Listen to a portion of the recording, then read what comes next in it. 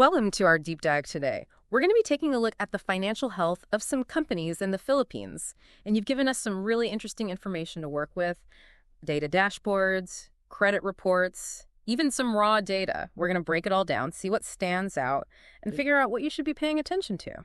It's really amazing what you can learn with all of these different tools. It's like having X-ray vision for a company's finances. Okay, so let's start with the EOLDX. That's the Enhanced Loandex Dashboard. It was developed by Credit BPO. Can you give us a quick rundown of what this dashboard does? Sure. So the EOLDX takes a company's banking transactions. This comes from the Bankers Association of the Philippines, which is also known as BAP.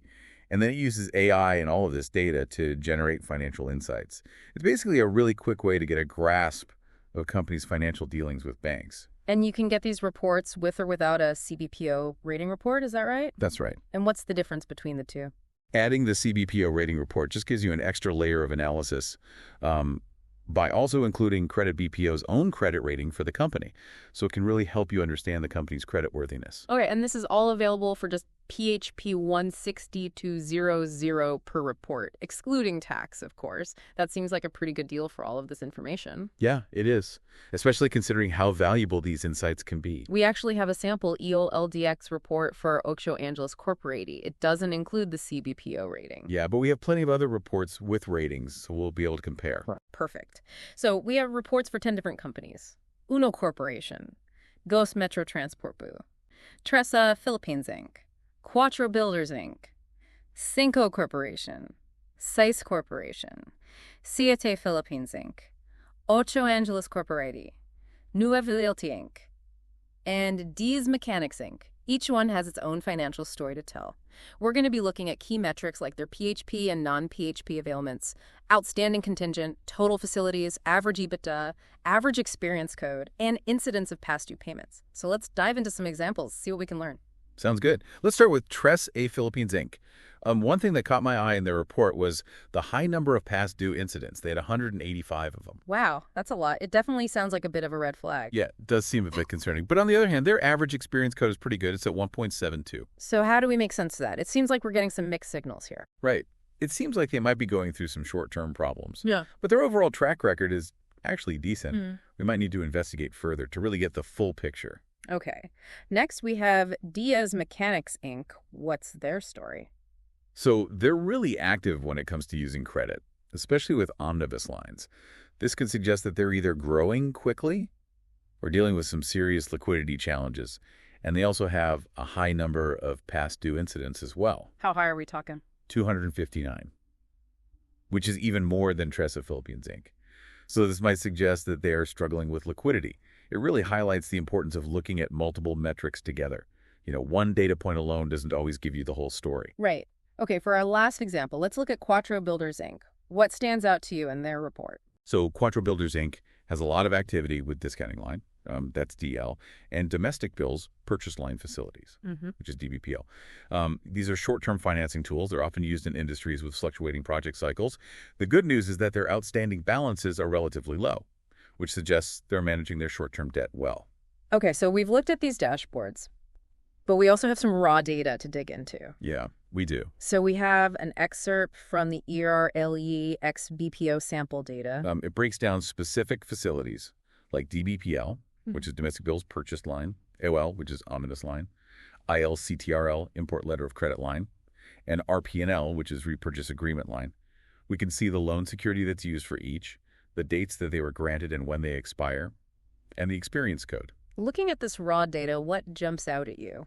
One thing that stands out is the frequent use of joint and several signature as loan security. So that's JSS, which means that personal or corporate guarantees are backing these loans. And why is that something to pay attention to? Well, if the company defaults on the loan, the lender can go after the personal assets of the guarantors.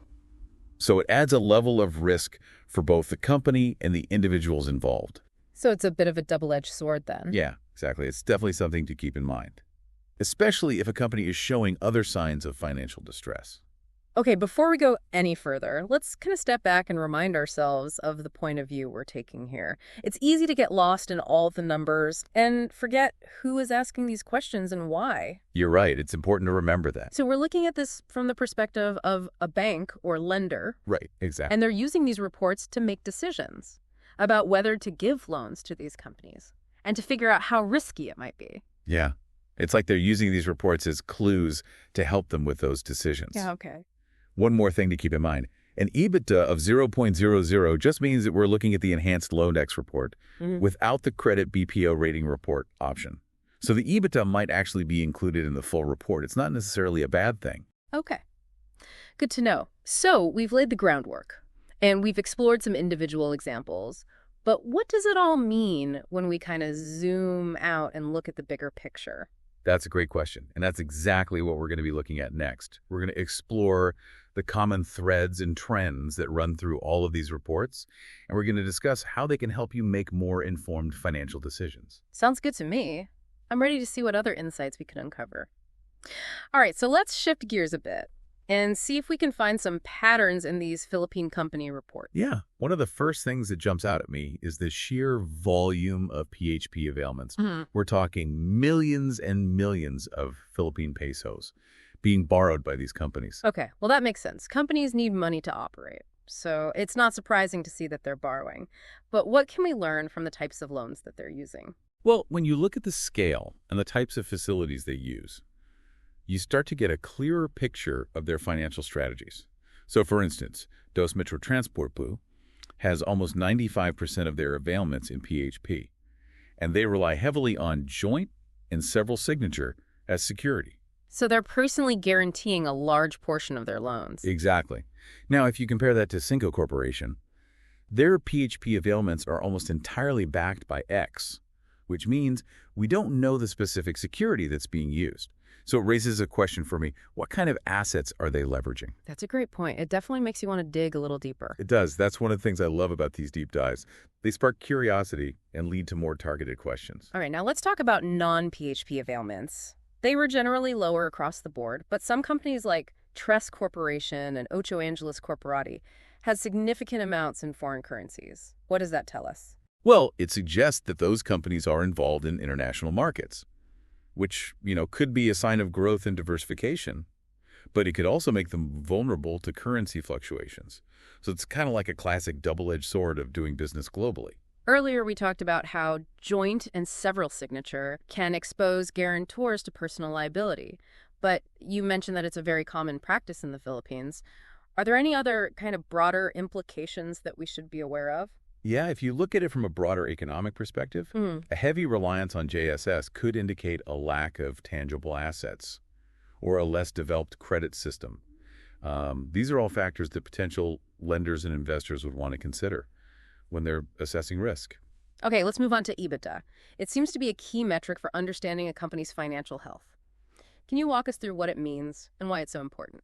Absolutely. So EBITDA stands for earnings before interest, taxes, depreciation, and amortization. It basically gives us a snapshot of a company's profitability from its core operations without the influence of accounting and financing factors. So essentially, it's a cleaner measure of how effectively they're generating cash. Okay, what were the EBITDA numbers like in these reports? Did anything stand out to you? Well, remember, we have some reports with CBPO ratings and some without. So when we see an EBITDA of 0.00, it doesn't necessarily mean that the company isn't making any profit. It could just mean that we're looking at the Enhanced Loandex Report without the credit BPO rating, which would include that figure. Okay, so we need to be careful about drawing conclusions from the EBITDA alone. Right, it's an important piece of the puzzle, but it's just one piece. All right, the last metric we'll be looking at is the experience code. What can you tell us about this code? So the experience code shows a company's track record with repaying loans. So basically, it's a shorthand way of assessing their creditworthiness by looking at their past behavior. A good code indicates that they've been paying their bills on time, while a lower code could mean a history of late payments or even defaults. So it's kind of like a credit score for companies. What kind of experience codes did our companies have? Well, there was quite a range. Trestia Philippines Inc. actually had a relatively good code of 1.72, despite all those past due incidents that we talked about earlier. So this suggests that they may be experiencing some temporary challenges, but they've generally been reliable borrowers in the past. So even companies with some red flags can still have good experience codes. Absolutely. It's all about understanding the context. Okay. Were there any other companies that stood out in terms of their experience codes? Yeah. Uno Corporation had an experience code of 0. Now, again, this doesn't automatically mean that they're a bad credit risk, but it does mean that we have limited information about their credit history, so it's more of a question mark than a red flag. And it's something that lenders would want to investigate further.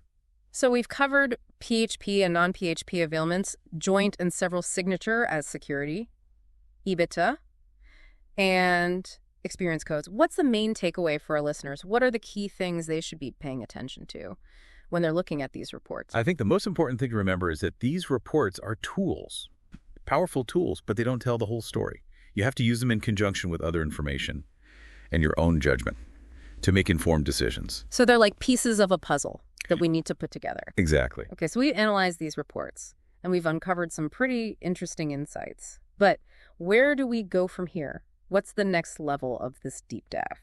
So now we're going to take all of this information and figure out what it really means. We're going to explore the broader implications of these findings. Think about the economic and political landscape of the Philippines, and discuss how these insights can be used in real-world situations.